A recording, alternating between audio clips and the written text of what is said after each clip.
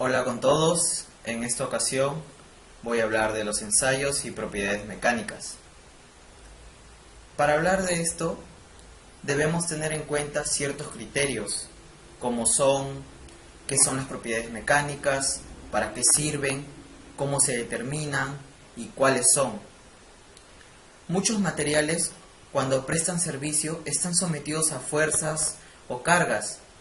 Ejemplo de esto son las aleaciones de aluminio, por ejemplo, con las cuales se construyen las alas de avión, y el acero de los ejes de los automóviles.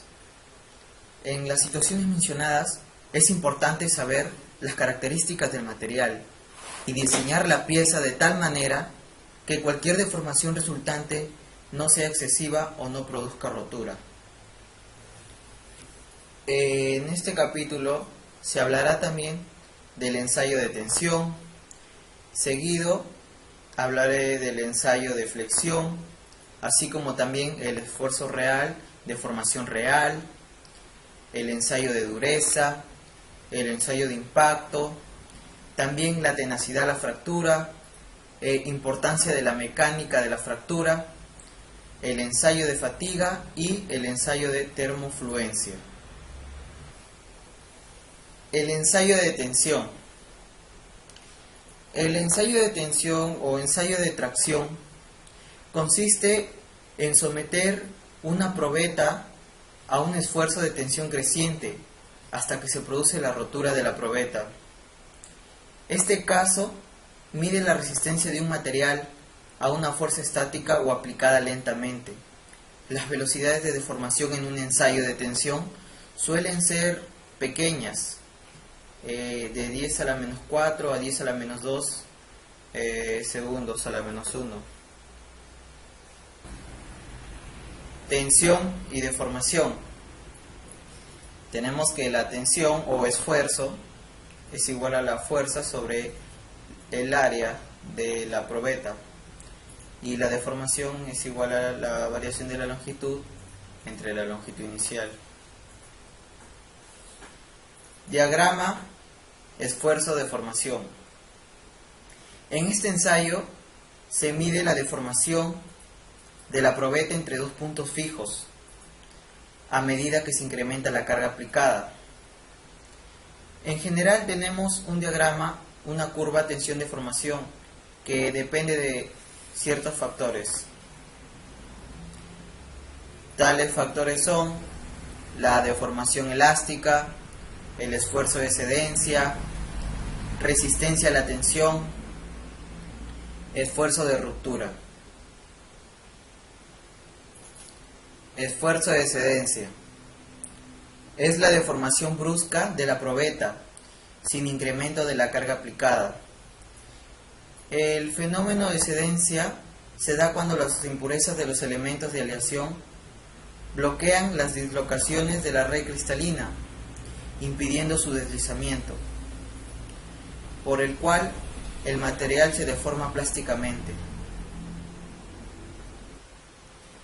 La deformación, en este caso, también se distribuye uniformemente a lo largo de la probeta, pero concentrándose en las zonas en las que se ha logrado liberar las dislocaciones. No todos los materiales presentan este fenómeno, en cuyo caso la transición entre la deformación elástica y plástica del material no se aprecia de forma clara. Resistencia a la tensión. Llegado a un punto del ensayo, las deformaciones se concentran en la parte central de la probeta, apreciándose una acusada reducción de la sección de la probeta, momento a partir del cual las deformaciones continuarán acumulándose hasta la rotura de la probeta por esa zona. La estricción es la responsable del descenso de la curva tensión-deformación. Realmente las tensiones no disminuyen hasta la rotura. Sucede que lo que se representa es el cociente de la fuerza aplicada entre la sección inicial. Cuando se produce la estricción, la sección disminuye y por lo tanto también la fuerza necesaria. Disminución de sección que no se tiene en cuenta en la representación de la gráfica. Propiedades elásticas. Debemos tener en cuenta ciertos conceptos como son la ley de Hooke, módulo de elasticidad o módulo de Young, que cuantifica la proporcionalidad. Es el resultado de dividir la tensión por la deformación unitaria dentro de la región elástica de un diagrama esfuerzo-deformación. También tenemos la relación de Poisson, que cuantifica la razón entre el alargamiento longitudinal y el acortamiento de las longitudes transversales a la dirección de la fuerza. A continuación tenemos una tabla que muestra las propiedades elásticas y temperaturas de fusión de materiales seleccionados y su relación de Poisson. Ductibilidad. En este caso, el porcentaje de elongación será igual a la variación de la longitud entre la longitud inicial y el porcentaje de reducción en área será igual a la variación del área entre la área inicial, como se muestra en pantalla. Efecto de la temperatura. En este caso se puede ver dos diagramas, uno en el que se ve el efecto de la temperatura en la curva esfuerzo-deformación y en la otra figura tenemos el efecto de la temperatura sobre las propiedades a tensión de una aleación de aluminio. Terminando la parte de ensayo de tensión, tenemos un diagrama que muestra el comportamiento mecánico en el ensayo de tensión de materiales frágiles en comparación con materiales más dúctiles. Ensayo de flexión. Es un método utilizado para medir la ductibilidad de ciertos materiales. No hay términos estandarizados para presentar los resultados de los ensayos de flexión en amplias clases de materiales. Por el contrario, se aplican términos asociados a los ensayos de flexión a formas o tipos específicos de materiales. Por ejemplo, las especificaciones de materiales a veces requieren que una probeta se flexione hasta un diámetro interior especificado. En muchos materiales frágiles no se puede efectuar con facilidad el ensayo de tensión, debido a la presencia de defectos de superficie. A menudo, con solo colocar un material frágil en las mordazas de la máquina de tensión, este se rompe. Estos materiales se pueden probar utilizando el ensayo de flexión. Al aplicar la carga en 3 puntos, causando flexión, actúa una fuerza que provoca tensión sobre la superficie opuesta al punto medio de la probeta. La fractura iniciará en este sitio. La resistencia a la flexión o módulo de ruptura describe la resistencia del material. Como se muestra en pantalla, tenemos la fórmula que la resistencia a la flexión es igual a 3 por F por L sobre 2W por H al cuadrado, en donde tenemos que F es la carga, L es la distancia entre los puntos de apoyo, W es el ancho de la probeta, H es la altura de la probeta y tenemos que delta es la deflexión de la viga al aplicarse una fuerza F. Los resultados de la prueba de flexión son similares a las curvas esfuerzo-deformación. Sin embargo, el esfuerzo se traza en función de deflexiones en vez de en función de deformaciones. El módulo de elasticidad a la flexión o módulo en flexión se calcula en la región elástica. Como se muestra en pantalla, tenemos la fórmula del módulo en flexión. Y como se mencionó anteriormente, donde delta es la deflexión de la viga al aplicarse una fuerza F. También a continuación tenemos las imágenes. Esfuerzo real, deformación real. Debemos tener en claro sus conceptos. Esfuerzo real es la carga aplicada dividida por el área actual de la sección transversal, a través de la cual opera la carga. Se tiene en cuenta el cambio en la sección transversal que ocurre con la carga que cambia. Deformación real es el porcentaje instantáneo de cambio en la longitud de la probeta en un ensayo mecánico. Es igual al logaritmo natural de la relación de la longitud en cualquier instante con la longitud original. El comportamiento mecánico real en el ensayo de tensión se utiliza para el diseño de los procesos de manufactura, en los que el material se deforma plásticamente. Cuando se excede el esfuerzo de excedencia, el material se deforma. El componente ha fallado porque ya no tiene la forma original. Además, solo después de que se inicie el encuellamiento, se desarrolla una diferencia significativa entre ambas curvas.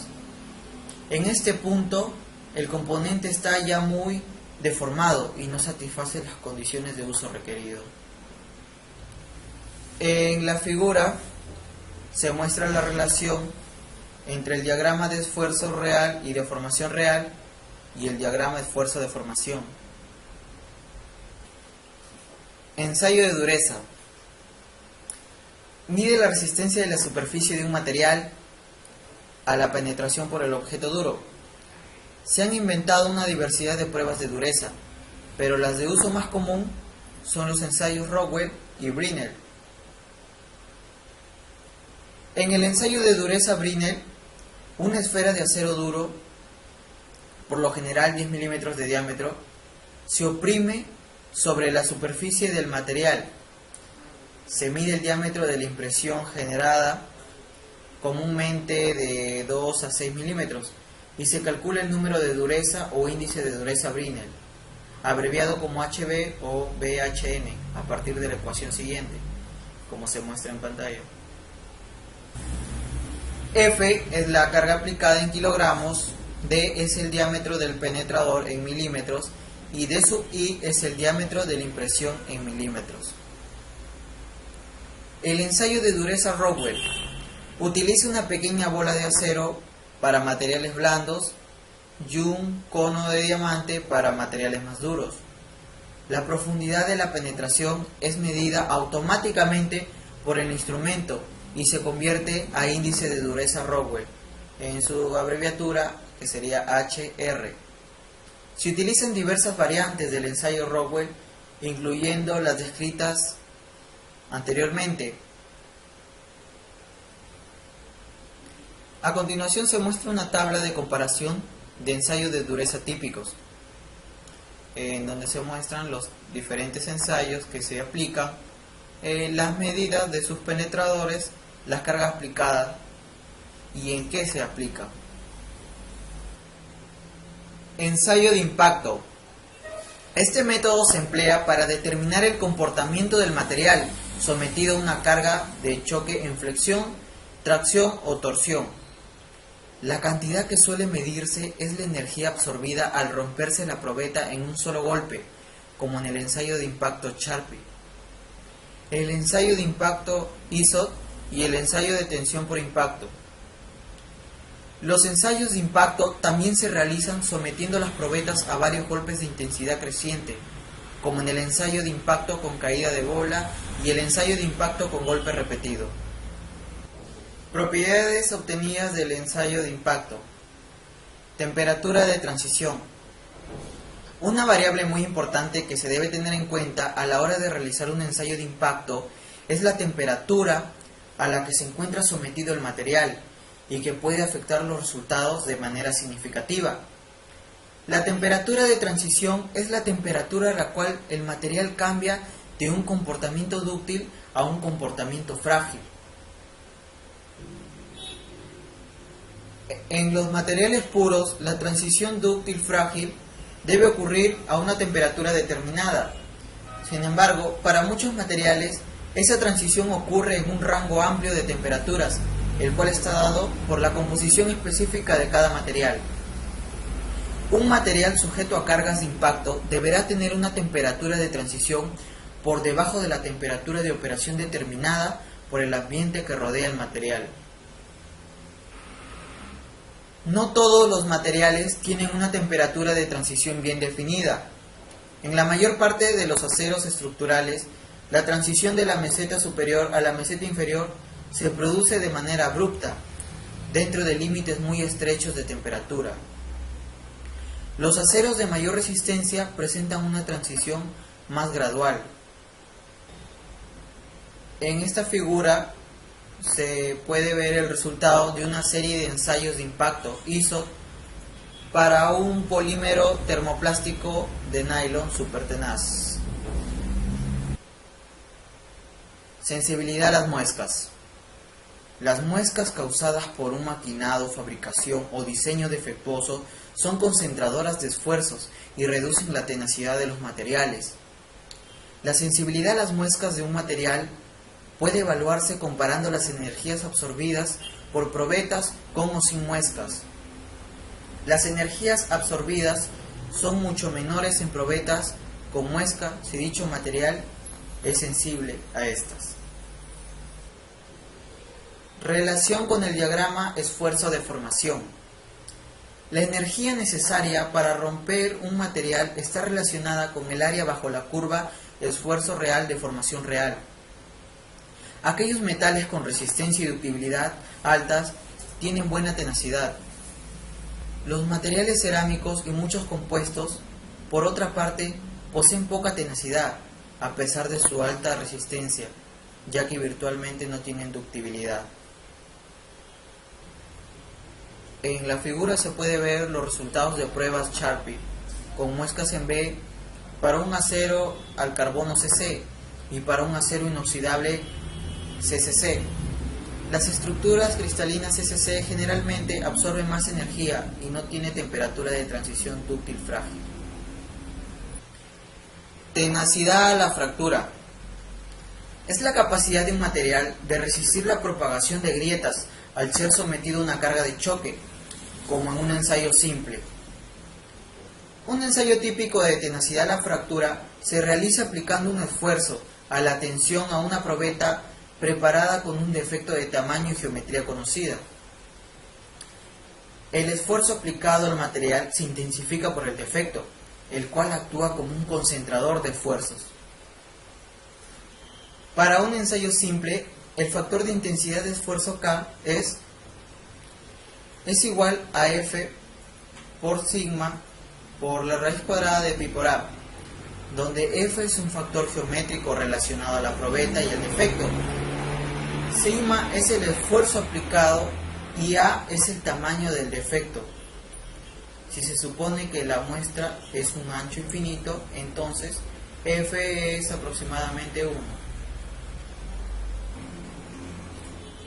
La capacidad que tiene un material para resistir el crecimiento de una grieta depende de gran número de factores, en los cuales solo mencionaremos algunos. Los defectos más grandes reducen el esfuerzo permitido. La capacidad de formación de un material es crítica. Los materiales más gruesos y más rígidos tienen una tenacidad a la fractura menor que los delgados. La importancia de la mecánica de la fractura. La mecánica de la fractura permite diseñar y seleccionar materiales y al mismo tiempo tomar en consideración la inevitable presencia de defectos. Se deben considerar tres variables: la propiedad del material, el esfuerzo que debe resistir el material y el tamaño del defecto A. Si se conocen dos de estas variables, se puede determinar la tercera. Selección de un material. Si se conoce el tamaño máximo A de los defectos en el material y la magnitud del esfuerzo aplicado, se puede seleccionar un material que tenga una tenacidad K a la fractura lo suficientemente grande para que impida que el defecto crezca.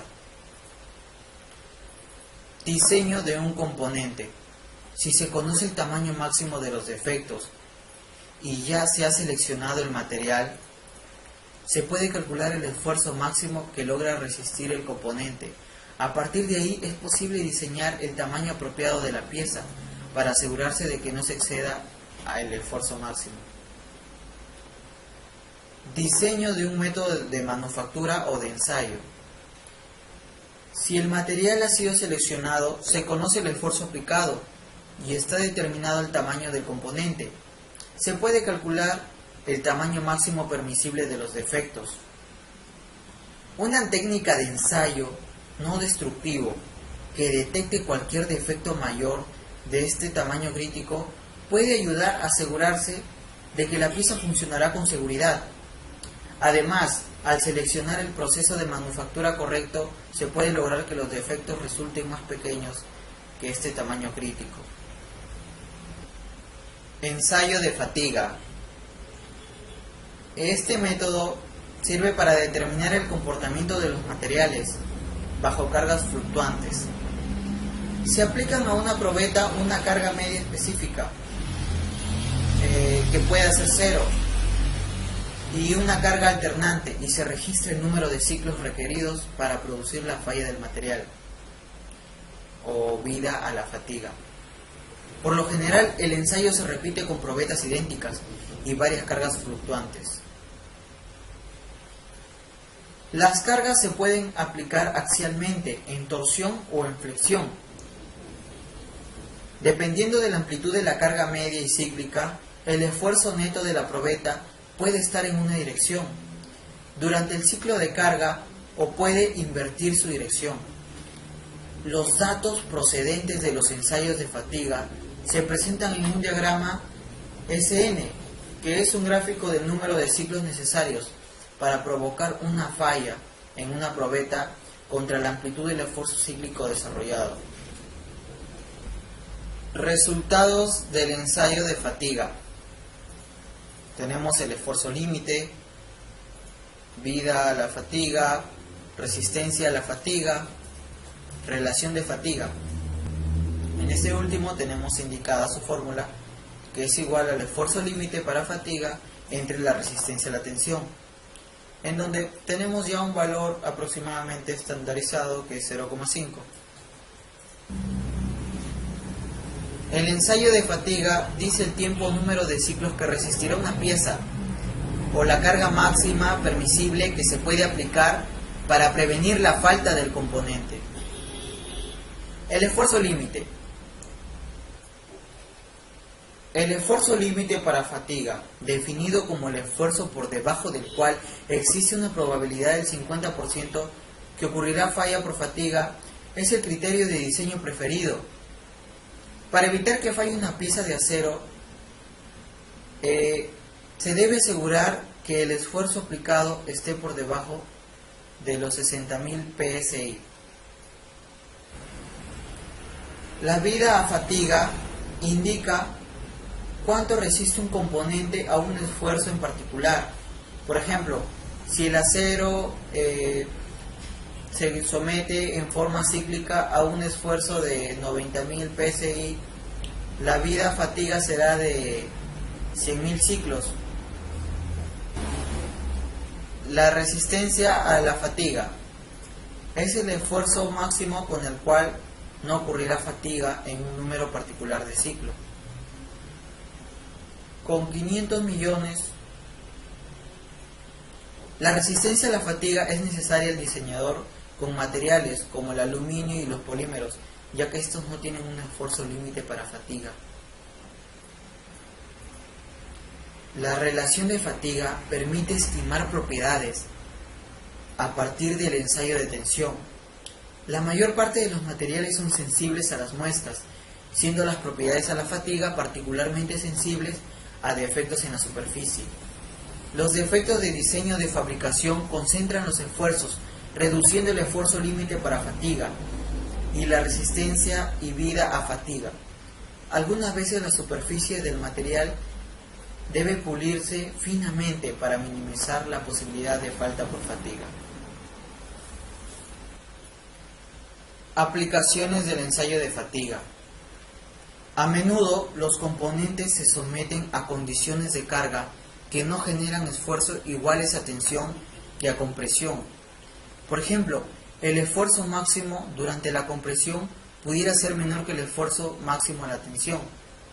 En otros casos, la carga puede quedar entre esfuerzo de tensión máximo y mínimo, En este caso, la curva de resistencia a la fatiga se presenta como una amplitud del esfuerzo en función del número de ciclos para la falla. Amplitud del esfuerzo, que es igual a la semidiferencia del esfuerzo máximo y el esfuerzo mínimo, y el esfuerzo medio, que es igual a la semisuma del esfuerzo máximo más el esfuerzo mínimo. También tenemos la relación de Goodman, en donde sigma sub t es la resistencia a la tensión del material y sigma sub fs es la resistencia de fatiga deseada.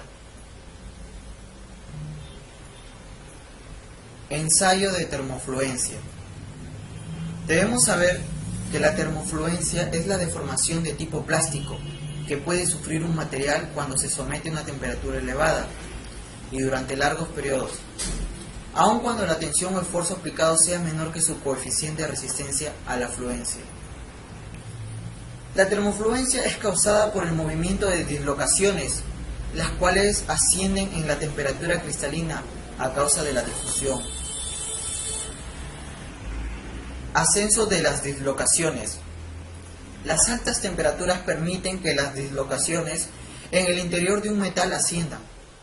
En este caso, los átomos se mueven a uno y otro lado de la línea de dislocación debido al fenómeno de difusión, haciendo que la dislocación se mueva en dirección perpendicular y no paralela al plano de deslizamiento. La dislocación se escapa entonces de las imperfecciones de red, continuando su deslizamiento y causando una formación adicional de la pieza, incluso ante bajos esfuerzos aplicados. En la figura, en el caso A, se puede apreciar cómo las dislocaciones pueden ascender y alejarse de los obstáculos cuando los átomos se apartan de la línea de dislocación para crear intersticios o para llenar vacancias. O en el caso B, cuando los átomos se fijan a la línea de dislocación, creando vacancias o eliminando intersticios.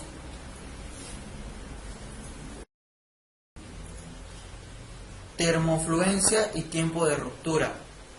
Tenemos que la rapidez de termofluencia es igual a la deformación entre el tiempo. También está expresado como una relación de Arrhenius, donde la relación de termofluencia es igual a C por sigma a la n exponencial menos Q entre R por T. Y también que es igual a K por sigma a la m exponencial Q sub m entre R por T, en donde R es la constante de gases ideales, T es la temperatura en grados Kelvin, K, C, M y N son constantes del material. K sub C es la energía de activación para la termofluencia y K sub M es la energía de activación para la ruptura. Y en la figura de la derecha tenemos el efecto de la temperatura o del esfuerzo aplicado sobre la curva de termofluencia. Termofluencia y tiempo de ruptura. Tenemos que la rapidez de termofluencia es igual a la deformación entre el tiempo. También está expresado como una relación de Arrhenius, donde la relación de termofluencia es igual a C por sigma a la n exponencial menos Q entre R por T. Y también que es igual a K por sigma a la m exponencial Q sub m entre R por T, en donde R es la constante de gases ideales, T es la temperatura en grados Kelvin, K, C, M y N son constantes del material. K sub C es la energía de activación para la termofluencia y K sub M es la energía de activación para la ruptura. Y en la figura de la derecha tenemos el efecto de la temperatura o del esfuerzo aplicado sobre la curva de termofluencia. Uso de los datos de termofluencia. Las curvas esfuerzo-ruptura, que se mostrarán en la siguiente diapositiva, permite estimar la vida esperada de un componente para una combinación esfuerzo y temperatura particular.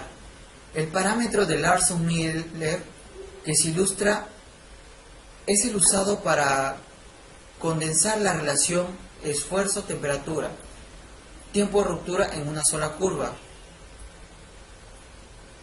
El parámetro de Larson-Miller es igual a T entre 1000 por A más B logaritmo natural de T, donde T está en grados Kelvin, T es el tiempo en horas y A y B son constantes que dependen del material.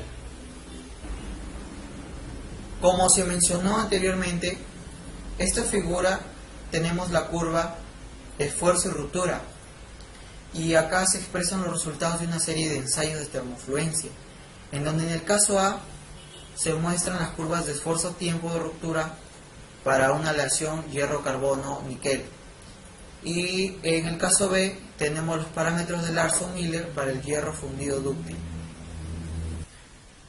El siguiente tema a tratar es el endurecimiento por deformación y recorrido. En estas partes se analizarán tres temas principales: el trabajo en frío, mediante el cual una aleación simultánea se deforma y se endurece; el trabajo en caliente, mediante el cual una aleación es deformada a altas temperaturas sin endurecerse; y el recocido, durante el cual los efectos del endurecimiento causados por el trabajo en frío son eliminados o modificados. El endurecimiento que obtenemos mediante el trabajo en frío, que se genera al incrementar el número de dislocaciones, se conoce como endurecimiento por deformación. Al controlar estos procesos de deformación y de tratamiento térmico, se puede dar al material una forma utilizable y aún así mejorar y controlar sus propiedades. Los temas que voy a analizar corresponden particularmente a los metales y a las aleaciones. El endurecimiento por deformación, obtenido mediante la multiplicación de dislocaciones, requiere que el material sea dúctil. Materiales frágiles, como los cerámicos, no responden bien al endurecimiento por deformación. Mostraremos que la deformación de los polímeros termoplásticos producen a veces un efecto de endurecimiento. Sin embargo, en los polímeros el mecanismo de endurecimiento es totalmente distinto. Mecanismos de endurecimiento por deformación. Se obtiene el endurecimiento por deformación de un metal incrementando el número de dislocaciones. Antes de la deformación, la densidad de dislocaciones es aproximadamente 10 a la 6 centímetros de líneas de dislocación por centímetro cúbico, cantidad relativamente pequeña de dislocaciones. Cuando se aplica un esfuerzo superior al límite elástico, las dislocaciones empiezan a deslizarse. Finalmente, una dislocación moviéndose sobre su plano de deslizamiento encontrará un obstáculo que sujeta los extremos de la línea de dislocación. Si se continúa aplicando esfuerzo, la dislocación tratará de moverse arqueándose por el centro. La dislocación puede moverse tanto que produzca un lazo, como observamos en estas figuras. Cuando éste finalmente se toca a sí mismo, se ha creado una dislocación nueva. La original sigue sujeta y podrá crear lazos de dislocación adicionales. Este mecanismo de generación de dislocaciones se conoce como una fuente de Frank-Red. En la tercera figura que observamos, se muestra una microfotografía electrónica de una fuente Frank-Red. El número de dislocaciones puede incrementarse hasta cerca de 10 a la 12 centímetros de línea de dislocación por centímetro cúbico de metal. Sabemos que cuantas más dislocaciones existan, es más probable que interfieran unas con otras y que el metal tenga mayor resistencia.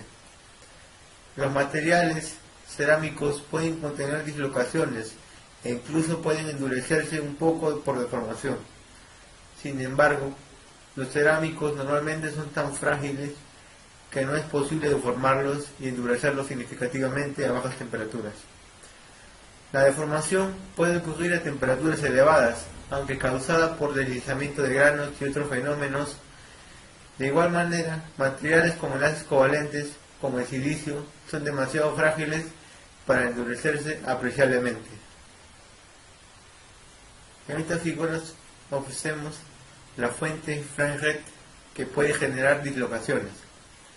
En la primera figura, una dislocación está sujeta en sus extremos por defectos en la red.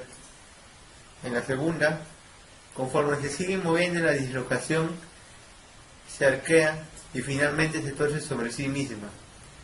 En la tercera, Finalmente se forma un lazo de dislocación, creándose una dislocación nueva. En la cuarta es una microfotografía electrónica de una fuente infrared. Los polímeros termoplásticos se endurecerán al ser deformados. Esto no es, sin embargo, endurecimiento por deformación, sino más bien involucra la alineación y posiblemente la cristalización de largas cadenas moleculares. Cuando a los polímeros termoplásticos, como el polietileno, se les aplica un esfuerzo mayor al límite elástico, los enlaces van der Waals entre cadenas se rompen. Las cadenas se enderezan y se alinean en dirección del esfuerzo aplicado, como observamos en la figura. La resistencia del polímero, particularmente en dirección al esfuerzo aplicado, aumenta como resultado de esta alineación. En esta figura, en una barra a la tensión del polímero termoplástico sin deformar. Las cadenas del polímero están orientadas a la sal. Al aplicar un esfuerzo, se desarrolla un encuellamiento conforme las cadenas se van alineando localmente. La estricción continúa creciendo hasta que se hayan alineado las cadenas de toda la longitud calibrada. Y finalmente la resistencia del polímero aumenta. Propiedades en función del porcentaje de trabajo en frío. Se utilizan muchas técnicas para conformar y endurecer un material por trabajo en frío. Aquí tenemos todas las técnicas. Para producir placa, hoja o lámina de metal se utiliza el laminado o rolado. El forjado deforma el metal a introducirlo en moldes, a fin de producir formas relativamente complejas como cigüeñales o bielas de automóvil. En el trefilado se jala un metal o un polímero a través de un molde para producir un alambre. En la extrusión se empuja un material a través de un molde para formar productos de sección transversal uniforme, incluyendo varillas, túbulos o biseles de aluminio para puertas o para las ventanas. El estampado profundo o embutido se utiliza para formar el cuerpo de latas de aluminio para bebidas. El estirado o doblado se utiliza para darle forma al material en láminas. Al controlar la deformación, se controla el endurecimiento por esta misma.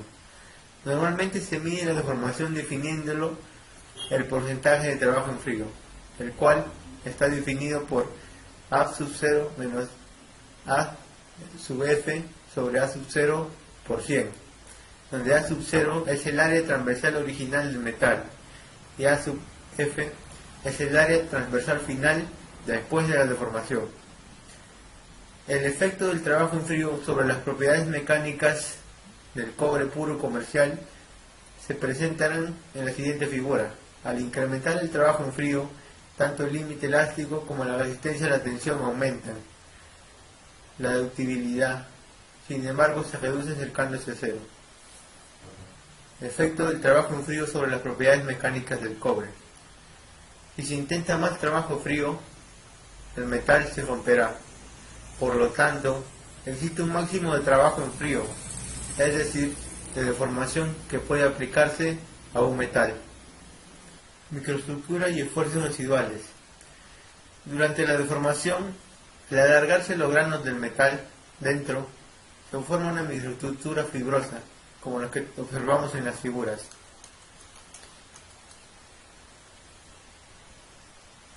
En estas figuras observamos las estructuras granulares de acero de bajo carbono producidas por trabajo en frío.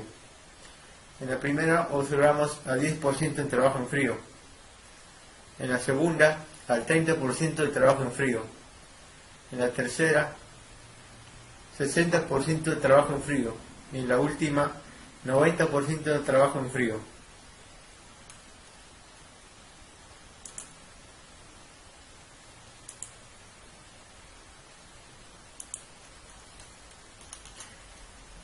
El comportamiento anisotrópico. A lo largo del proceso, los granos giran y al mismo tiempo se alargan, haciendo que ciertas direcciones y planos cristalográficos queden alineados. En consecuencia, se desarrollan orientaciones, es decir, texturas preferenciales, causando un comportamiento anisotrópico. En procesos como el trefilado, se produce una textura fibrosa. En los metales CC, las direcciones 110 se alinean con el eje del alambre. En los metales SC, son las direcciones 111 y 100 las que se alinean con el eje del alambre. En los metales CC, son las direcciones 111 y 100. Esto da la máxima resistencia a lo largo del eje del alambre, justo lo que se desea. Una situación similar ocurre al estirar por trefilado los materiales polímeros. Durante el refilado, las cadenas de polímeros se alinean una al lado de la otra a lo largo de la fibra. Como en el caso de los metales, la mayor resistencia aparece a lo largo del eje de las fibras. En procesos como el laminado, se producen tanto una dirección como un plano preferencial, lo que da una textura foliada o laminar. Las propiedades de una hoja o placa laminada dependerán de la dirección en la cual se mida dicha propiedad. En la figura se puede resumir las propiedades a la tensión de una aleación trabajada en frío de aluminio y de litio, utilizada para aplicaciones aeroespaciales. Esta aleación, la resistencia máxima es paralela a la dirección de laminado, en tanto que su ductibilidad es máxima en un ángulo de 45 grados, en relación con la dirección de laminado. En la figura del costado, observamos el comportamiento anisotrópico de un material laminado de aluminio-litio utilizado en aplicaciones aeroespaciales. El esquema relaciona la posición de las barras de tensión con las propiedades mecánicas obtenidas. Los esfuerzos residuales. Los esfuerzos residuales se desarrollan durante la deformación. Una pequeña parte del esfuerzo aplicado, que ya es aproximadamente del 10%, queda almacenada en el interior de la estructura en forma de una intricada red de dislocaciones. Los esfuerzos residuales incrementan la energía total de la estructura. Los esfuerzos residuales no están uniformemente distribuidos en todo el metal deformado. Por ejemplo, puede haber altos esfuerzos residuales a la compresión en la superficie de una placa laminada, mientras en su centro quedan almacenados esfuerzos a la tensión elevados. Si se maquina una pequeña porción de metal superficial de una pieza trabajada en frío, se eliminará metal que solo contiene esfuerzos residuales a la compresión. Para que el equilibrio se restablezca, la placa tendrá que distorsionarse.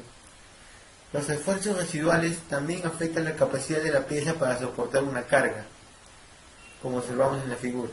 Si se aplica un esfuerzo a la tensión de un material que ya tenga esfuerzos residuales a la tensión, el esfuerzo total acumulado sobre la pieza es la suma de los esfuerzos aplicados y residuales. Pero si están almacenados los esfuerzos a la compresión en la superficie de una pieza metálica, un esfuerzo a la tensión aplicado primero deberá equilibrar los esfuerzos residuales a la compresión.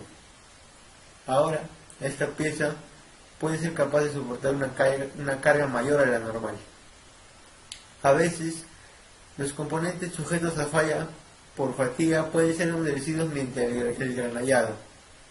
Al bombardear la superficie con perdigones de acero lanzados a alta velocidad, se introducen en la superficie esfuerzos residuales de compresión que incrementan la resistencia de esta a fallas por fatiga.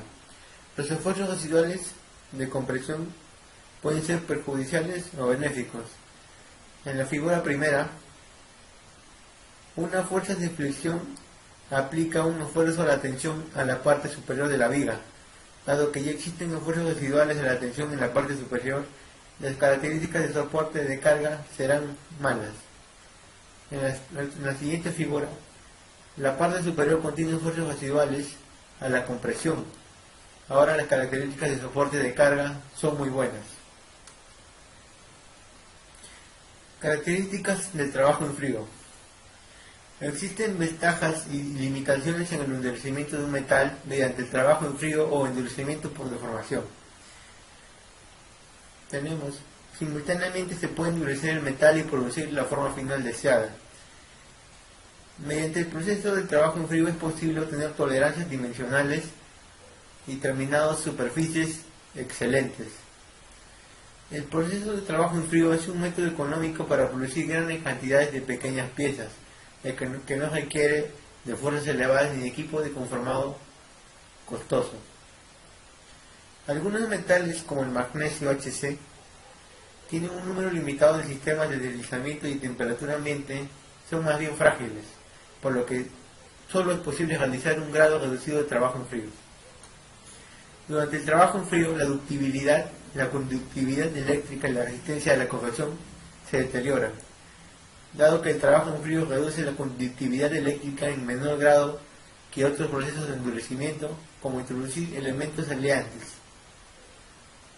El trabajo en frío es una forma satisfactoria para endurecer materiales conductores como alambres de cobre utilizados para transmitir energía eléctrica. Los esfuerzos residuales y el comportamiento anisotrópico adecuadamente controlados pueden ser muy benéficos. Algunas técnicas de procesamiento por deformación solo pueden efectuarse si se aplican trabajo en frío. Por ejemplo, el trefilado de alambre requiere que se tire de una varilla a través de un lado para producir una sección transversal menor, como observamos en la figura de abajo.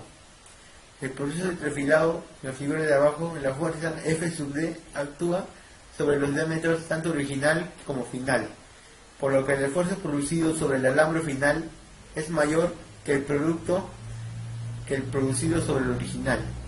Si el alambre no se encuentra endurecido por el esfuerzo durante el trefilado, el alambre final se rompería antes de que se hubiera podido hacer pasar el alambre original a través del dado.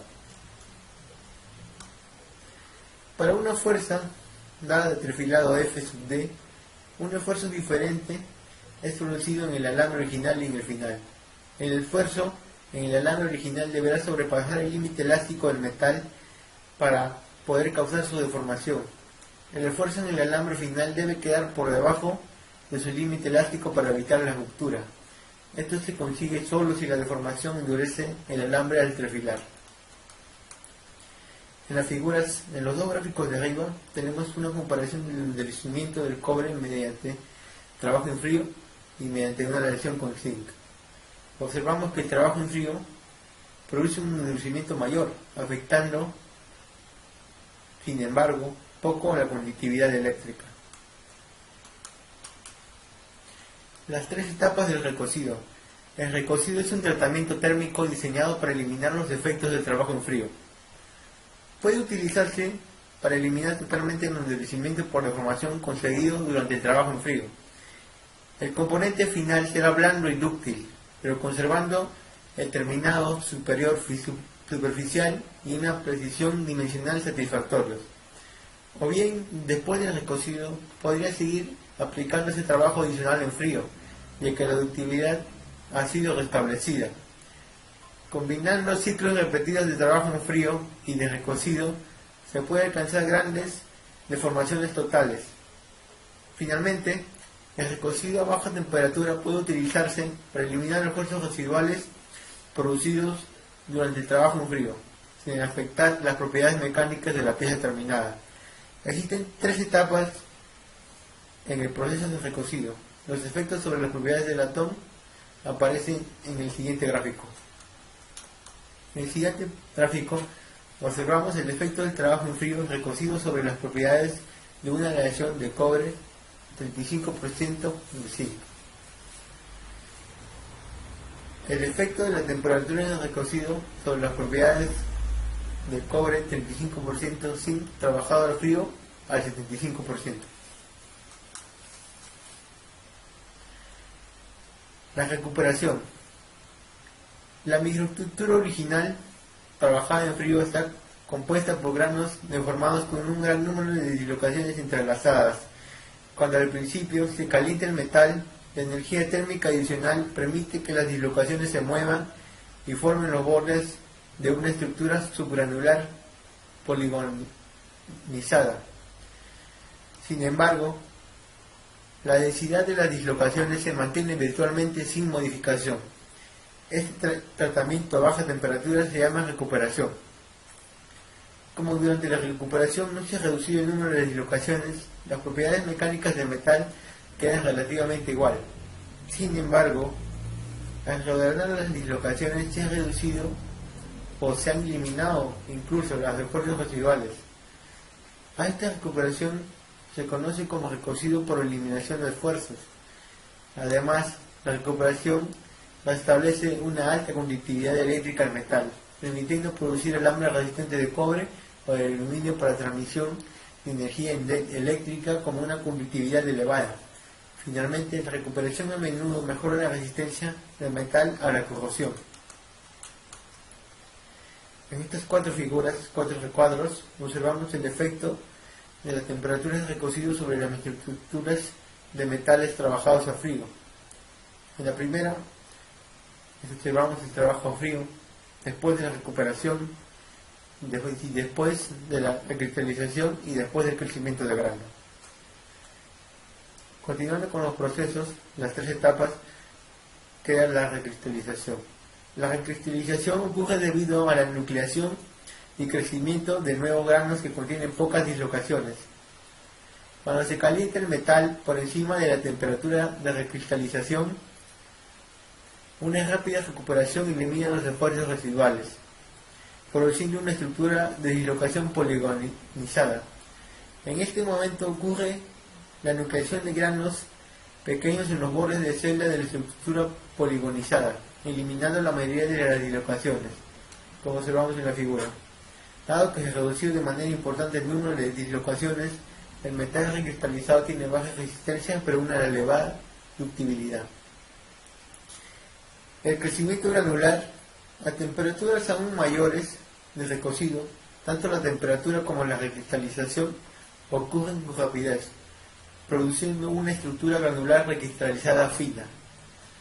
Los granos empiezan a crecer, sin embargo, el crecimiento de ciertos granos es favorecido, lo cual elimina a los más pequeños. Este fenómeno, que se conoce como crecimiento de grano, ya fue descrito con anterioridad. El control del recocido. Para diseñar un tratamiento térmico apropiado de recocido, es necesario conocer la temperatura de recristalización y el tamaño de los granos recristalizados. La temperatura de recristalización. La temperatura de recristalización se afecta por diversas variables del proceso. 1. La temperatura de recristalización disminuye al incrementar la cantidad de trabajo en frío. Las mayores cantidades de trabajo en frío hacen el metal menos estable y propician la nucleación de los granos recristalizados. Existe una cantidad mínima de trabajo en frío, aproximadamente el 30 o 40% por debajo del cual no ocurrirá una recristalización. 2. Un tamaño originalmente pequeño de grano trabajado en frío reduce la temperatura de recristalización al tener más sitios, que eran antes bordes de granos, en los cuales pueden nuclearse los nuevos granos. Los metales puros se recristalizan a temperaturas menores que las aleaciones. Al incrementar el tiempo de recocido se reduce la temperatura de recristalización, como observamos en este gráfico, ya que hay mayor tiempo disponible para la nucleación y el crecimiento de los nuevos granos recristalizados. En este gráfico podemos observar que los tiempos de recocido más largos reducen la temperatura de recristalización. Ahora, las aleaciones con puntos de fusión alto tienen una temperatura de recristalización mayor. Dado que la recristalización es un proceso controlado por la difusión, la temperatura de recristalización es aproximadamente proporcional a 0.4 T en grados Kelvin. En la tabla mostrada aparecen las temperaturas típicas de recristalización para algunos metales seleccionados. Ahora, otro factor que influía era el tamaño de grano recristalizado. Varios factores influyen sobre el tamaño. La reducción de la temperatura de recocido, el tiempo utilizado para calentar hasta la temperatura de recocido o el tiempo recocido reducen el tamaño del grano, al minimizar la posibilidad de crecimiento granular. También incrementando el trabajo en frío inicial se reduce el tamaño del grano final. Al generar un número mayor de sitios de inoculación para nuevos granos, finalmente, la presencia de una segunda fase en la microestructura ayuda a evitar el crecimiento del grano, manteniendo pequeño su tamaño cuando se ha recristalizado. Recocido y procesamiento de materiales. Los efectos de la recuperación, la cristalización y crecimiento de granos son importantes en el procesamiento y el uso final de un metal o de una aleación. El procesamiento por deformación. Aprovechando el tratamiento térmico precocido, es posible incrementar la deformación total al realizarse. Si se necesita producir una placa de 5 pulgadas de grueso de una hoja de 0.05 pulgadas de espesor, se puede efectuar el trabajo máximo permisible en frío. Recocer para restablecer el metal a un estado blando y dúctil y a continuación de nuevo trabajarlo en frío. Se puede repetir este ciclo de trabajo en frío recocido hasta acercarse al espesor correcto. El último paso de trabajo en frío podrá diseñarse para producir las dimensiones y propiedades finales que se deseen.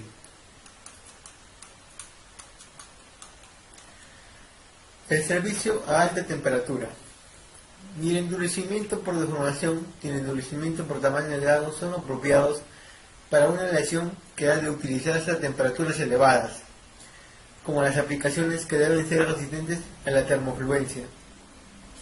Cuando un metal trabajado en frío se pone en servicio a altas temperaturas, la recristalización causa de inmediato una catastrófica reducción de la resistencia. Además, si la temperatura es lo suficientemente alta, la resistencia continuará disminuyendo debido al crecimiento de nuevos granos recristalizados. El proceso de soldadura. Cuando se solda un metal trabajado en frío con un soplete o arco eléctrico, el metal adyacente a la soldadura se calienta por encima de las temperaturas de recristalización y de crecimiento del grano. Esta región se llama zona afectada por el calor, como observamos en la figura de la parte de arriba. La estructura y las propiedades de esta zona se muestran y las propiedades se han mermado drásticamente por el calor del proceso de soldadura. En la figura observamos las estructuras y propiedades que rodean una soldadura por fusión en un metal trabajado en frío. Se nota la pérdida de resistencia causada por la cristalización y crecimiento del grano en el área que está afectada por el calor. Los procesos de soldadura, como el de haz de electrones y de láser, que generan altos niveles de calor por muy breves periodos, minimizan la exposición del metal a temperaturas por encima de la recristalización y por tanto reducen este tipo de perjuicio. El trabajo en caliente. Es posible darle una forma útil a un metal mediante trabajo en caliente, en vez de hacerlo en frío. El trabajo en caliente se define como la deformación plástica del metal a una temperatura superior a la temperatura de recristalización. Durante el trabajo en caliente, el metal se está cristalizando continuamente, como observamos en la figura. Durante el trabajo en caliente, los granos alargados anisotrópicos se cristalizan de inmediato. Si la temperatura de trabajo en caliente se controla adecuadamente, el tamaño final de grano por trabajo en caliente puede resultar muy fino. La carencia de endurecimiento. Durante la deformación por trabajo en caliente no hay endurecimiento. En consecuencia, prácticamente es ilimitada la deformación plástica. Una placa muy gruesa puede ser reducida a una hoja delgada en una serie continua de operaciones. Los primeros pasos en el proceso se realizan a temperaturas muy por encima de la temperatura de recristalización, para aprovechar la menor resistencia del metal. El último paso se efectúa justo por encima de la temperatura de recristalización, con una deformación porcentual grande, a fin de producir el tamaño de grano más fino posible. El trabajo en caliente es adecuado para el conformado de piezas grandes, ya que en temperaturas elevadas el metal tiene un límite elástico bajo y alta ductibilidad. Además, a las temperaturas de trabajo en caliente, los metales HC como el magnesio tienen un mayor número de sistemas de deslizamiento activos. Su más alta ductibilidad permite una mayor deformación que la posible mediante el trabajo en frío. Eliminación de las imperfecciones. Algunas imperfecciones en el metal original se pueden eliminar o se pueden minimizar sus efectos. Los poros gaseosos pueden cerrarse y soldarse durante el trabajo en caliente. El agolpamiento interno de átomos formado al cerrarse el poro será eliminado por difusión mediante el proceso de conformado y de enfriamiento. Las diferencias de composición en el metal también pueden reducirse, ya que el trabajo en caliente acerca la superficie hacia el centro de la placa, reduciendo así las distancias de difusión. El comportamiento anisotrópico. Las propiedades finales de piezas trabajadas en caliente no son isotrópicas. Los rodillos o dados de conformado, que normalmente están a una temperatura inferior al metal, enfrían su superficie más rápidamente que en el centro de la pieza. Entonces, la superficie tendrá un tamaño de grano más fino que en el centro. Además, se produce una estructura fibrosa al alargarse las inclusiones en esas partículas de segunda fase en la dirección del trabajo. El acabado superficial y precisión dimensional. El acabado superficial, por lo general, es pobre, junto con el obtenido mediante el trabajo en frío. El oxígeno puede reaccionar con el metal de la superficie formando óxidos, que durante el conformado serán introducidos dentro de la superficie. En algunos metales como el tungsteno y el berilio, el trabajo caliente deberá efectuarse en atmósferas protectoras. La precisión dimensional también es más difícil de controlar durante el trabajo en caliente. Debe tomarse en consideración una mayor conformación elástica, ya que las temperaturas de trabajo en caliente el módulo de elasticidad es bajo y además el metal se contrae al enfriarse. La combinación de la deformación elástica y la contracción térmica requiere que la pieza se fabrique sobredimensionada durante la deformación. Los dados de conformación deben diseñarse cuidadosamente y es necesario un control preciso de la temperatura que se han de lograr dimensiones exactas. Terminando con estos temas, se podría decir que las propiedades de los metales pueden ser controladas combinando la deformación plástica y simples tratamientos térmicos. Cuando se deforma un metal mediante trabajo en frío se endurece por deformación, al introducir dislocaciones adicionales en la estructura. De esta manera, se pueden obtener importantes incrementos de resistencia.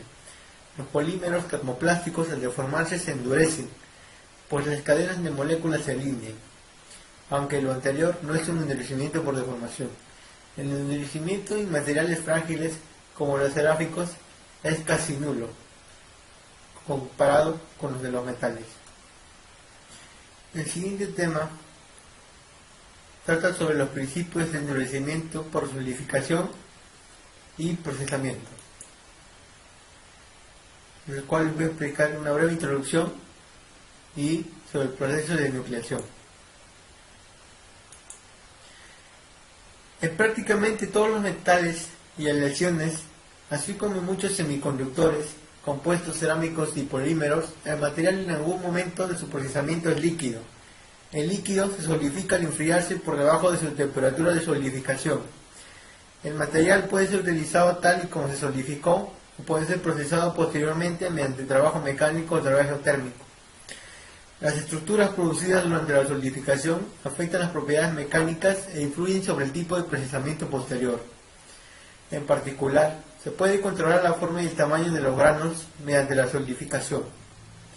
Durante la solidificación, el arreglo atómico cambia de un orden de corto alcance a un orden de largo alcance, es decir, a una estructura cristalina.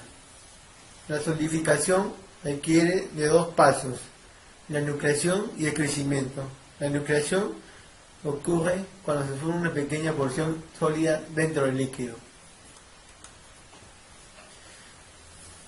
Es de esperarse en la nucleación que el material se solidifique cuando el líquido se enfríe justo por debajo de la temperatura de fusión o congelamiento,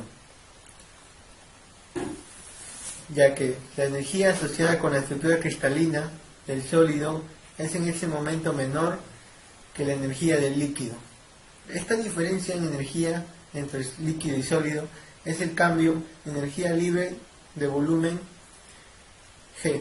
Conforme aumenta de tamaño el sólido, G se hace mayor. Sin embargo, cuando se forma el sólido, se crea una interfaz entre este y el resto del líquido, como observamos en la figura. En esta se crea una interfase cuando se forma un sólido a partir del líquido. A esta interfase se le asocia una energía libre de superficie sigma. Cuanto más grande sea el sólido, mayor será el incremento de energía de superficie. Entonces el cambio total de energía G, que se muestra en la figura, en la ecuación de la figura, G, diferencial de G, es igual a 4/3 pi por radio al cubo, diferencial de G sub V, más 4 pi radio cuadrado sigma, donde 4/3 pi por radio al cubo es el volumen de un embrión esférico de radio R. 4 pi R cuadrado es el área de la superficie del mismo. Sigma es la energía libre de la superficie y la diferencial G es el cambio de energía libre de volumen, el cual es negativo. Cuando el sólido es muy pequeño, menor que el radio asterisco, como observamos en la figura de abajo, un crecimiento adicional hace que aumente la energía libre, en vez de crecer. El sólido se vuelve a fundir para reducir la energía libre, entonces el metal permanece en estado líquido. Este sólido pequeño se conoce como embrión. El líquido está subenfriado, ya que está por debajo de la temperatura de solidificación en el equilibrio. El subenfriamiento diferencial de T es la temperatura de solidificación al equilibrio menos la temperatura real del líquido. Pero cuando el sólido es mayor que R asterisco, el crecimiento adicional hace que la energía total del sistema se reduzca, por lo que el sólido formado es estable. La nucleación ocurrió con éxito y ahora se dará el crecimiento de la partícula sólida denominada núcleo. En el gráfico de abajo observamos que la energía libre total de un sistema sólido o líquido cambia según el tamaño del sólido. El sólido se denomina embrión si su radio es menor que el radio crítico, y se trata de un núcleo si su radio es mayor que el radio crítico. Hay tipos de nucleación: la nucleación homogénea y la nucleación heterogénea. La nucleación homogénea: cuando el líquido se enfría lo suficiente por debajo de la temperatura de solidificación de equilibrio, se combinan los factores para favorecer la nucleación. Primero, se agrupan los átomos para formar embriones más grandes. Segundo, la mayor diferencia energía libre de volumen entre el líquido y el sólido reduce el tamaño crítico del núcleo. La nucleación homogénea ocurre cuando el subenfriamiento no es suficiente como para causar la formación de un núcleo estable. El tamaño del radio crítico, R asterisco, está dado por 2 sigma T sub m sobre diferencial de H sub F diferencial de T, donde diferencial de H sub F es el calor latente de fusión, T sub m es la temperatura de solidificación de equilibrio en Kelvin, y diferencial de T es T sub m menos T. Es el subsuriamiento cuando la temperatura del líquido es T. En la tabla del lado observamos los valores para la temperatura de solidificación, el calor latente de fusión, energía de superficie y su enfriamiento máximo observado para algunos materiales seleccionados. El calor latente de fusión representa el calor cedido durante la transformación del líquido a sólido. Conforme se incrementa el enfriamiento, el radio crítico requerido para la nucleación disminuye. En esta tabla presentamos los valores sigma, diferencial H sub F y sus enfriamientos típicos, observados de manera experimental para que se dé la nucleación homogénea. En la nucleación heterogénea, a excepción de experimentos fuera de lo común en los laboratorios, la nucleación homogénea ocurre en metales líquidos. En lugar de ello, las impurezas que están en contacto con el líquido, ya sean en suspensión o sobre las paredes del recipiente que lo contiene, forman una superficie sobre la cual se puede formar el sólido, como en la figura 8.3 que está en esta diapositiva, Ahora se tiene un radio de curvatura mayor que el crítico, con una superficie total muy pequeña entre el sólido y el líquido. Solamente necesitan agruparse unos cuantos átomos para producir una partícula sólida con el radio de curvatura requerido. Para alcanzar este tamaño crítico se necesita menos subenfriamiento, por lo que la nucleación empieza con mayor facilidad. La nucleación sobre superficie de impurezas se conoce como nucleación heterogénea. En la figura observamos una formación de sólido sobre una impureza que puede tener radio crítico con un incremento menor de energía superficial. Así, con sus enfriamientos relativamente bajos puede ocurrir la nucleación heterogénea. El endurecimiento por tamaño de grano. Algunas veces se introducen intencionalmente partículas de impureza en los líquidos. Esta práctica se conoce como refinación de grano o inoculación. Por ejemplo, se agrega una combinación de 0.03% de titanio y 0.01% de oro a muchas aleaciones líquidas de aluminio. Se forman pequeñas partículas de aluminio, titanio, que sirven como sitios para la nucleación heterogénea. La refinación de grano o inoculación produce gran número de granos, cada uno de los cuales empieza a crecer a partir de un núcleo. En los metales, cuanto mayor sea el área superficial de los bordes de grano, mayor será el endurecimiento por tamaño de grano. Los vidrios. En enfriamientos muy rápidos, pudiera no haber el tiempo suficiente para que los núcleos se formen y crezcan. Cuando esto ocurre, la estructura líquida se congela, formándose un sólido amorfo o vítreo. La estructura cristalina compleja de muchos materiales cerámicos poliméricos impide la nucleación de una estructura cristalina durante la solidificación, incluso a bajas velocidades de enfriamiento. Los temas que voy a tratar es la relación del trabajo en frío con la curva de esfuerzo de formación, mecanismos de endurecimiento por deformación, propiedades de fusión del porcentaje de trabajo en frío, microestructura y esfuerzos residuales, características del trabajo en frío, las tres etapas del recocido, el control del recocido, el recocido y el procesamiento de materiales, el trabajo en caliente y la conformación superplástica. El coeficiente de endurecimiento por deformación. La respuesta del metal al trabajo en frío está dado por su coeficiente de endurecimiento por deformación N, que es la pendiente de la porción de la curva de esfuerzo real de formación de la figura que observamos. Si se usa una escala logarítmica, sigma sub t igual a k epsilon n sub t, o bien si aplicamos el logaritmo natural a cada uno de los lados, la constante k es igual al esfuerzo cuando epsilon equivale a 1. En este gráfico, las curvas de esfuerzo real de formación para metales con coeficientes de endurecimiento por deformación elevados y pequeños, para una deformación dada se obtienen grados más importantes de endurecimiento en metales, con un coeficiente n mayor. En el caso de metales HC, el coeficiente de endurecimiento por deformación es relativamente bajo, pero es más alto para los CC y particularmente para los CCC, como observamos en la tabla. Aquellos metales con un bajo coeficiente de endurecimiento por deformación responden más al trabajo en frío. En esta tabla observamos los coeficientes de endurecimiento por deformación de algunos metales y aleaciones, como el titanio en aleación con acero recocido, en aleación de mediano carbono, templado y revenido, el molibdeno, el cobre en 30% con zinc y el acero inoxidable austenítico. Crecimiento. La naturaleza del crecimiento del sólido depende de la forma en que se va extrayendo el calor del sistema. Se deben extraer dos tipos de calor: el calor específico del líquido y el calor latente de fusión.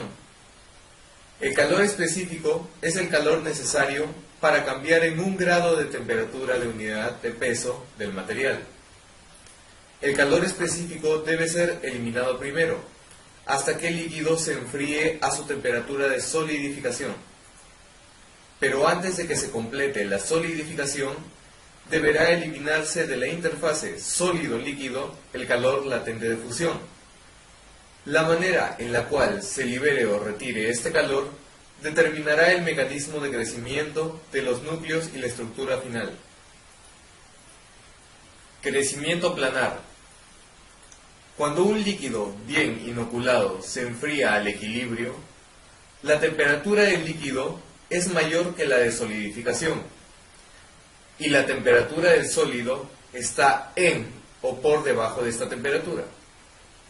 Durante la solidificación, el calor latente de fusión es eliminado por conducción desde la interfase sólido-líquido, a través del sólido y sus alrededores. Este mecanismo de crecimiento se le conoce como crecimiento planar y ocurre por el desplazamiento de la interfase sólido-líquido, lisa o plana, hacia el líquido. Crecimiento dendrítico. Cuando la nucleación es débil, el líquido se subenfría antes de que se forme el sólido. Esto forma una pequeña protuberancia en la interfase, llamada dendrita. Conforme ésta crece, el calor latente de fusión pasa por el líquido subenfriado, elevando su temperatura hacia la temperatura de solidificación. En los troncos de las dendritas primarias también pueden crecer brazos secundarios y terciarios para acelerar la liberación del calor latente de transformación. El crecimiento dendrítico continúa hasta que el líquido subenfriado alcance la temperatura de solidificación. Cualquier líquido restante se solidificará mediante el mecanismo de crecimiento planar. En los metales puros, el crecimiento dendrítico normalmente representa solo una pequeña fracción del crecimiento total, el cual es representado por esta fórmula, que veremos en pantalla, donde C es el calor específico del líquido. E, el numerador representa el calor que puede absorber el líquido subenfriado y el calor latente en el denominador representa el calor total que debe liberarse durante la solidificación, por lo que a mayor variación de T, mayor crecimiento dendrítico. Tiempo de solidificación y tamaño de las dendritas. La rapidez a la cual el sólido crece depende de la velocidad de enfriamiento o de la rapidez de extracción del calor, utilizando la regla de Borinov. Puede calcularse el tiempo T requerido para que una fundición simple se solidifique completamente.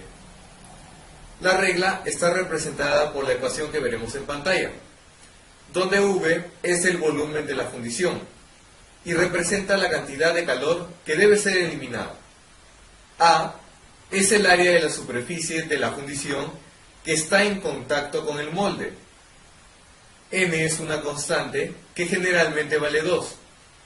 Y B es la constante del molde, la cual depende de las propiedades y temperaturas iniciales, tanto del metal como del molde.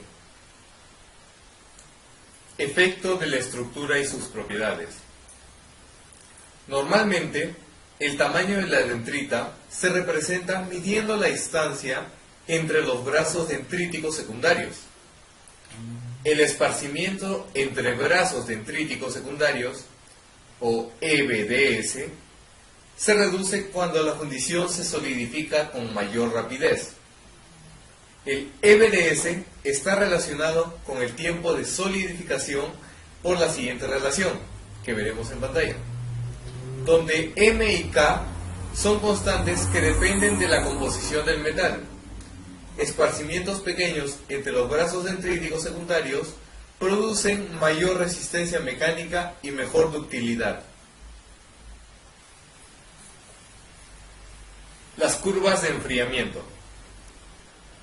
El líquido se vierte en un molde a una cierta temperatura de vaciado.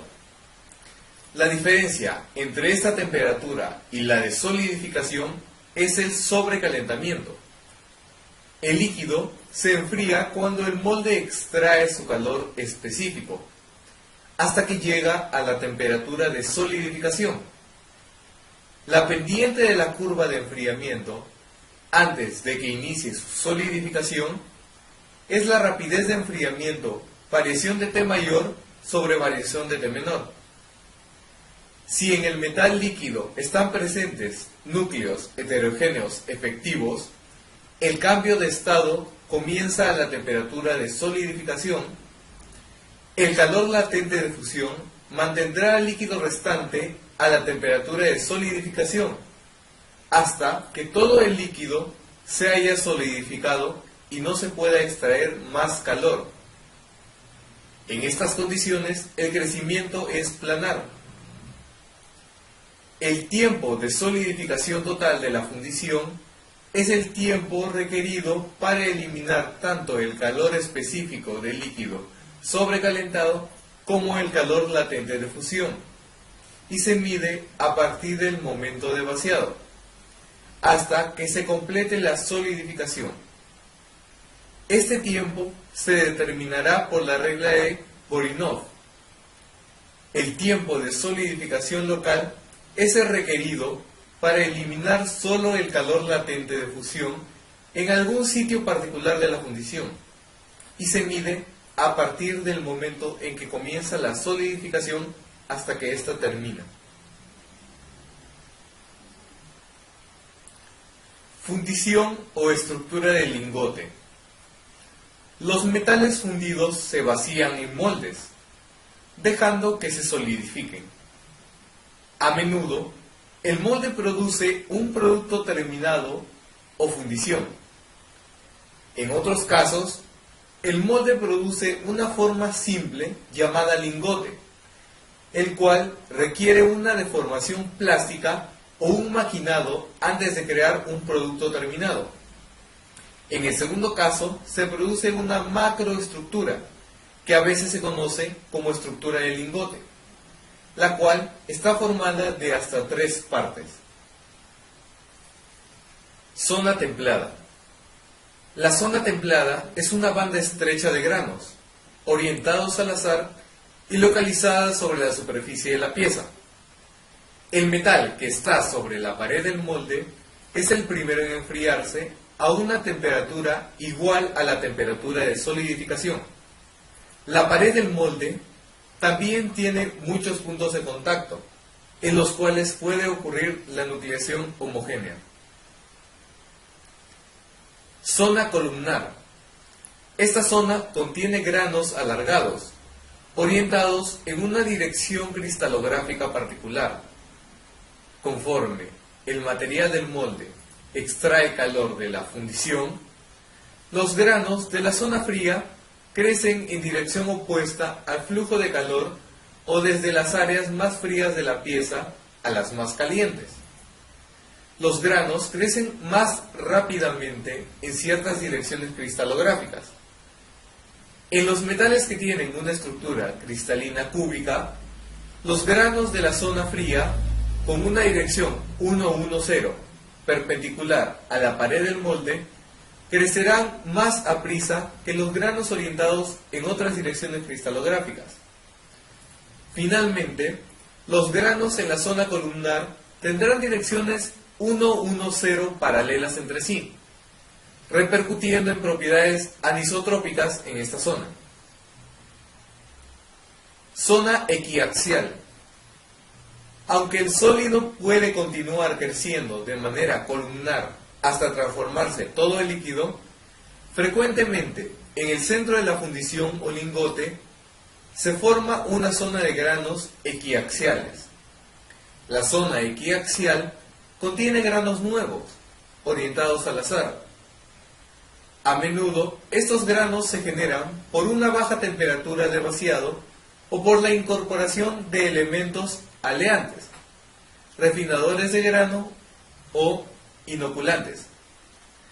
Estos granos crecen en forma relativamente redonda o equiaxial, con orientación cristalográfica aleatoria y deteniendo el crecimiento de los granos columnares.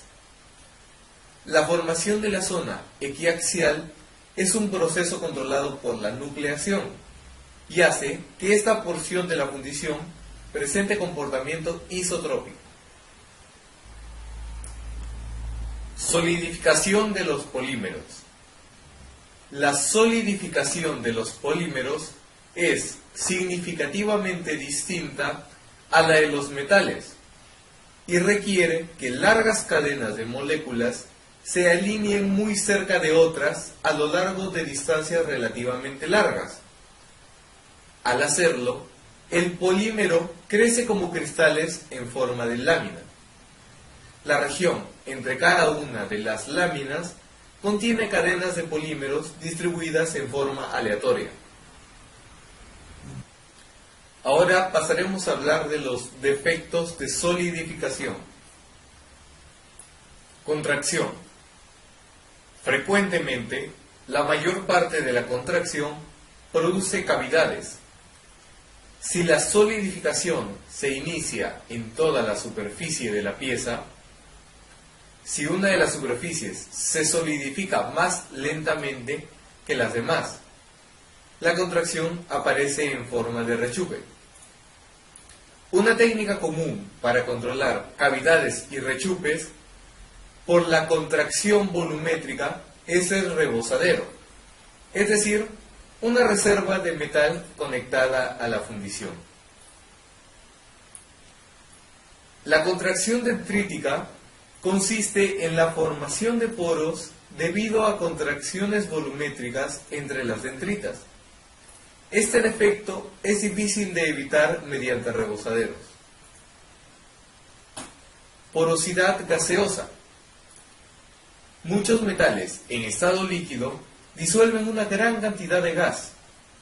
El aluminio, por ejemplo, solo puede retener en su estructura una pequeña fracción del gas.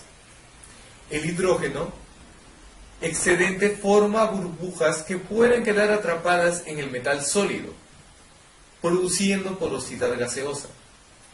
La cantidad de gas que se puede disolver en un material fundido está dada por la ley de Sybert, donde P es la presión parcial del gas en contacto con el metal y K es una constante específica para un sistema metal-gas particular, que aumenta con el incremento de la temperatura. Ahora procederemos a hablar sobre los procesos de fundición. Colada continua. Se pueden producir perfiles metálicos continuos mediante el proceso de colado o fundición. La figura muestra un método común para la producción de placas y barras de acero.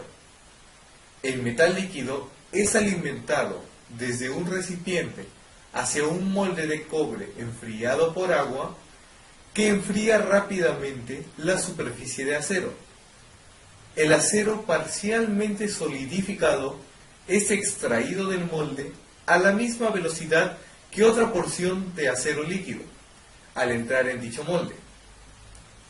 El centro del perfil de acero termina su solidificación fuera del molde. La tira del material continuo se corta a las longitudes apropiadas mediante máquinas de corte especiales que viajan a la misma velocidad que la cinta de acero.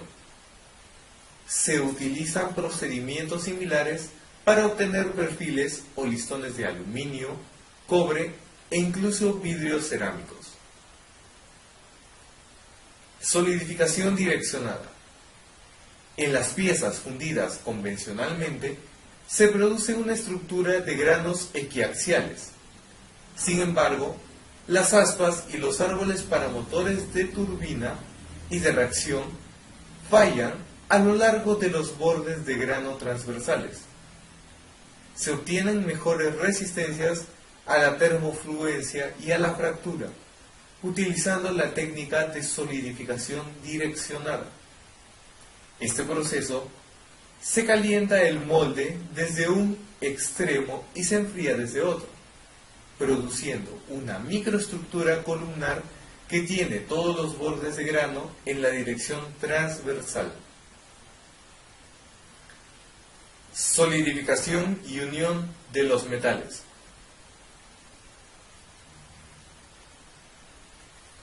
La solidificación también es importante en la unión de los metales mediante la soldadura por fusión. En estos procesos, una porción de los metales a unir se funde y, en muchos casos, se agrega un metal fundido adicional. La zona donde se tiene metal líquido se conoce como zona de fusión. Cuando esta zona solidifica, las piezas originales de metal quedan unidas entre sí.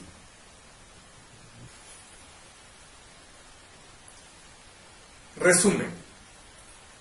Una de las primeras oportunidades de controlar la estructura y propiedades mecánicas de un material ocurre durante su solidificación.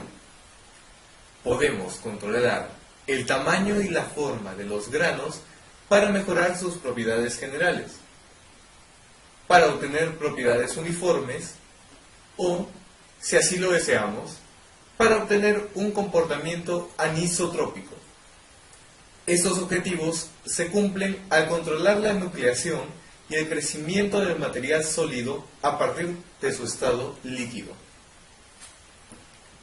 La nucleación produce una partícula sólida de tamaño crítico a partir de la fundición líquida. La nucleación homogénea requiere grandes subenfriamientos de líquido y no es común en el procesamiento normal de solidificación. Introduciendo partículas extrañas en el líquido, se disponen de núcleos para una nucleación heterogénea. En la práctica, mediante la inoculación o la refinación del grano, este proceso permite controlar el tamaño de grano de la fundición. El enfriamiento rápido del líquido puede impedir tanto la nucleación como el crecimiento, resultando en sólidos amorfos, es decir, vítreos, con propiedades mecánicas y físicas fuera de lo común. El crecimiento ocurre conforme los núcleos crecen en la fundición líquida. Puede ocurrir crecimiento planar o crecimiento dendrítico. En el crecimiento planar crecerá una interfase lisa o plana, sólida líquida, con poco o ningún subenfriamiento del líquido. Algunos procesos de solidificación direccionada especiales aprovechan el crecimiento planar. El crecimiento dendrítico ocurre cuando el líquido está subenfriado. Un enfriamiento rápido o un tiempo de solidificación breve produce una estructura dendrítica más fina y a menudo consigue propiedades mecánicas mejoradas. La regla de Borinov puede utilizarse para estimar el tiempo de solidificación de la fundición. Mediante el control de la nucleación y del crecimiento, se le puede dar a una pieza fundida una estructura de granos columnares, una estructura de granos equiaxiales o una mezcla de ambas. Es común un comportamiento isotrópico de los granos equiaxiales, en tanto se encuentra un comportamiento anisotrópico en los granos columnares. En los métodos comerciales de procesamiento por solidificación se pueden controlar los efectos en una pieza fundida, como la contracción por solidificación o la porosidad gaseosa, mediante un diseño apropiado de fundición y de sistema de rebosaderos, o mediante un tratamiento adecuado del metal líquido antes de la fundición.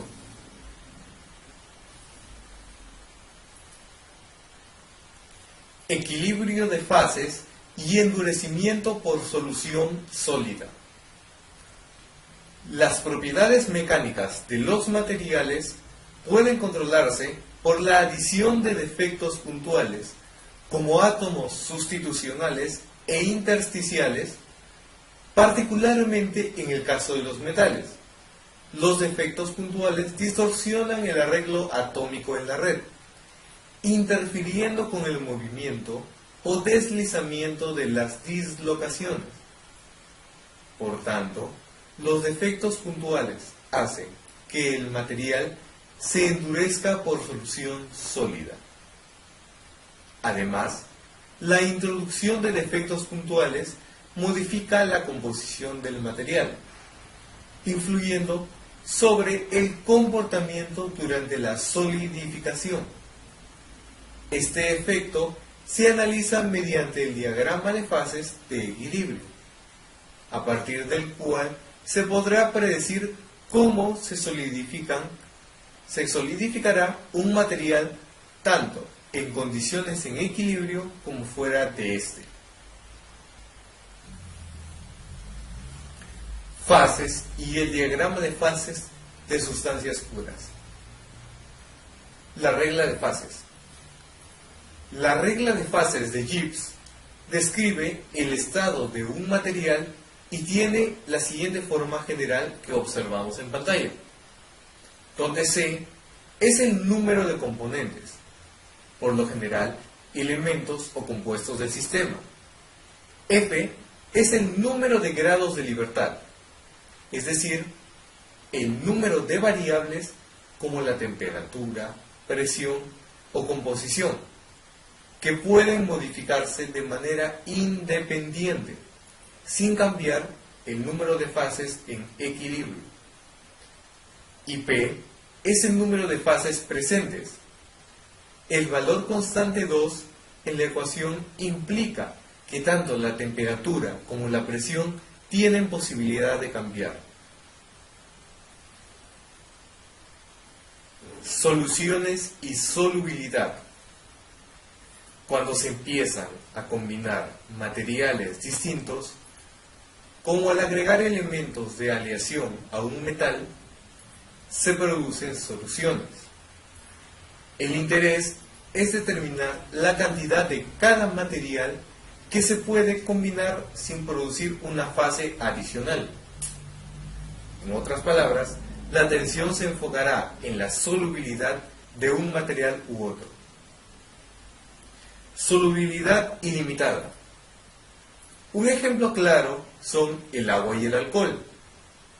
Estos son solubles entre sí y tienen solubilidad ilimitada, ya que, independientemente de la relación de agua y alcohol, al mezclarlos solo se obtiene una fase.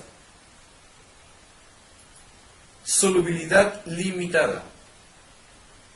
Cuando se le agrega una pequeña cantidad de sal a un vaso con agua y se revuelve, la sal se disuelve totalmente en el agua y se obtendrá una sola fase, que será o el agua salada o la salmuera. Sin embargo, si el agua se le agrega demasiada sal, el exceso se hundirá en el fondo del vaso. Ahora pasaríamos a tener dos fases, que serían agua saturada con sal más la sólida excedente. Con esto concluimos que la sal tiene solubilidad limitada en el agua. En el caso extremo, pudiera no existir prácticamente nada de solubilidad entre un material y otro. Esto se aplica en el aceite y el agua, y también para las aleaciones de cobre y de plomo. Condiciones para una solubilidad sólida ilimitada. Estas condiciones, conocidas como las reglas de Hume-Rothery, son las siguientes. A. Factor de tamaño. Los átomos deben ser de tamaño similar, con no más del 15% de diferencia en su radio atómico, a fin de minimizar deformaciones en la red. B. Estructura cristalina. Los materiales deberán tener una misma estructura cristalina y de lo contrario, existirá algún punto en el cual ocurrirá la transición de una fase a otra con estructura distinta. C. Valencia. Los átomos deberán tener la misma valencia. De lo contrario, la diferencia de electrones de valencia alentará la formación de compuestos en vez de la formación de soluciones. Y por último tenemos la electronegatividad. Los átomos deben tener aproximadamente la misma electronegatividad. Si las electronegatividades difieren de manera significativa, de nuevo se formarán compuestos, como cuando se combinan tanto el sodio y el cloro para formar el cloruro de sodio.